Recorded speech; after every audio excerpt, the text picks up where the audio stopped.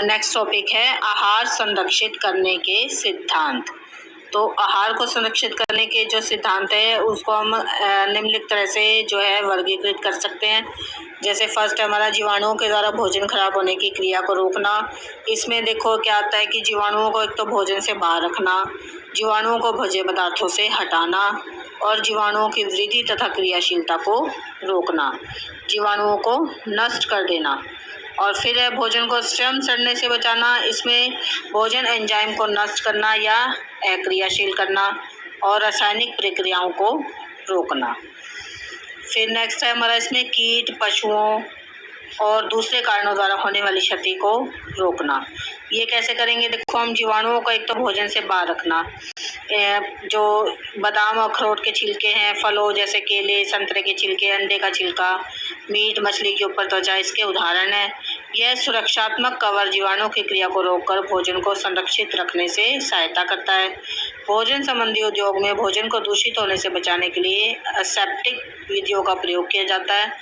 डिब्बाबंद उद्योग में जीवाणुओं की संख्या के अनुसार ही ताप क्रिया का प्रयोग किया जाता है।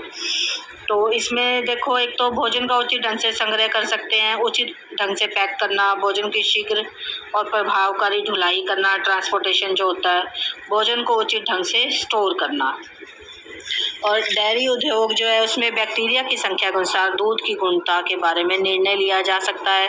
साफ बर्तन प्रयोग करने से तथा स्वास्थ्यवर्धक वातावरण में दूध को जल्दी खराब होने से रोका जा सकता है, क्योंकि इसमें जो है कम जीवाणु पाए जाते हैं। भोजन को अच्छी प्रकार पैक करके जीवाणुओं को अंदर आने से रोका जा सकता है।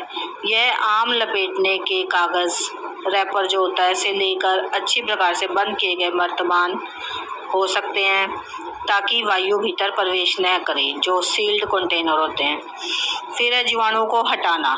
इसके लिए छानना विधि प्रयोग की जाती है। पेय पदार्थ को जो है पेय पदार्थों में इसी प्रकार की सामग्री सेवने बैक्टीरिया रहित जो बैक्टीरिया प्रूफ फिल्टर द्वारा छाना जाता है। इस विधि का प्रयोग जल, फलों के जूस, बियर, शराब, हल्के पेय पदार्थों, सॉफ्ट ड्रिंक्स के लिए भी किया जाता है।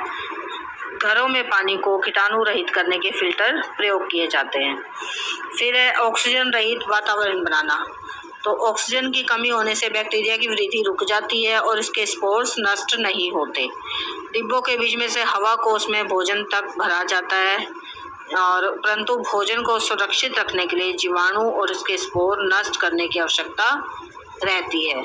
और फिर एक तो जीवाणुओं को हटाना है, एक ऑक्सीजन रहित वातावरण बनाना है। फिर है निम्न तापमान, लो टेम्परेचर, जो है निम्न तापमान पर भोजन सुरक्षित करने से भोजन में बैक्टीरिया की क्रिया कम हो जाती है तथा कई बार यह क्रिया बिल्कुल समाप्त भी हो जाती है।